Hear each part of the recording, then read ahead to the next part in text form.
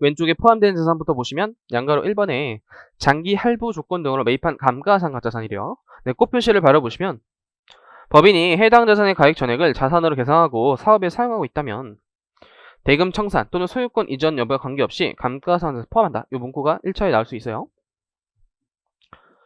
그래서 장기 할부 조건은 이제 대금을 2회 이상 분할 1년 이상일 때 장기 할부 조건이라고 하죠.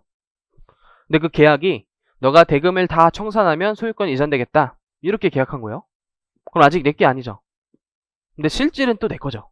쓰고 있으니까, 사용하고 있으니까. 그래서 감가상각자산에 포함한다요. 중요한 게 사용하고 있다면요. 사용하고 있다면. 사업에 사용하는 경우에는. 전액 자산을 계산하고 사업에 사용하는 경우에는 감가자산에 포함한다. 사용하고 있으니까. 그래서 말문제로 회의글을 줘서 소유권이 이전 등기돼야지만 감가상각자산에 포함한다. 이런 식으로 회의글을 줄 거예요. 관계없이죠. 관계없이. 자산 계산하고 사업에 사용하는 경우가 중요한 것이다. 그다음 오른쪽에 감가상각자산에 포함하지 않는 자산 보시면 양가로 1번에 방금 배웠던 내용과 좀 대응해서 사업에 사용하지 않다면 감가상각자산에 포함하지 않는 거예요. 근데 가로 보시면 유유설비는 제외라고 나와 있죠. 그럼 제외의 의미는 감가상각자산에 포함한다요. 유유설비는 감가상각자산에 포함한다. 그래서 유유설비는 이런 거예요. 자산을 취득하고 이제 바로 사용을 하다가 잠시 휴식을 취하는 거예요. 이렇게 사용을 하다가 갑자기 비가 많이 왔나 봐요. 아니면 갑자기 쓸 일이 없었나 봐요. 잠시 이렇게 안 쓰고 있다. 그런 걸 유유설비라 그래요. 이미 사용에 들어갔죠.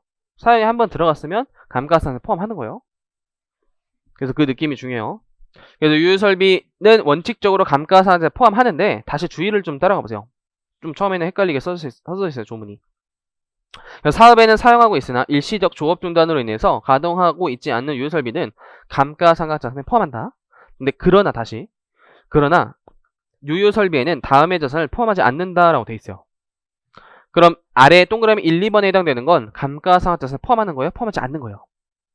포함하지 않는 것이에요. 다시 동그라미 1, 2번은 유유설비에 다시 예외예요. 예외 지금.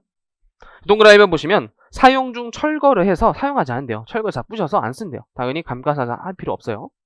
동그라미 2번에 취득 후 사용하지 않고 보관 중이래요. 사용 시점부터 할 거예요. 감가상각은. 그래서 취득한 것만으로는 감가상각 시작하시면 안 돼요. 취득하고 사용한 시점부터 하는 것이다. 근데 문제에서 어떨 때는 그래서 쪼잔하게 예를 들어 취득은 1월 1일에 했다. 그리고 사용은 4월 1일부터 했다. 이렇게 나오면 4월 1일부터 하시는 거예요. 근데 문제에서 사용 시점이 안 나와 있으면 취득하자마자 사용했다라고 그냥 보시는 거예요. 사용 시점 문제 명확히 구분되어 있으면 그때부터, 사용 시점 문제 안 나와 있으면 그냥 취득 시점부터 하는 거예요. 취득하고 바로 사용했다라는 가정이 전제로 있는 것이다.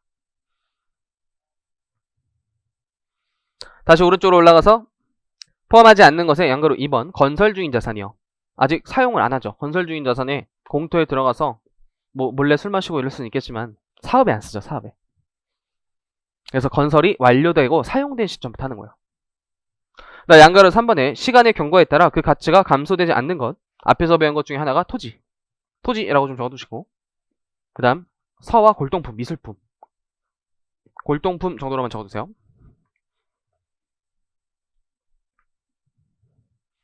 그래서 송금 파트에서 장식, 미화 목적으로 여러 사람이 볼 수 있는 공간에 미술품 같은 거 전시하면 송금 인정되죠. 근데 얼마까지 송금 인정이죠? 500만원? 1000만원? 1000만원 이하가 송금 인정. 2000만원짜리 자산 샀다면 송금 불산 유보. 근데 그거 감가상각자산 안 되는 거예요. 그 이유가 요거. 시간의 경과에 따라 그 가치가 감소되지 않는 것.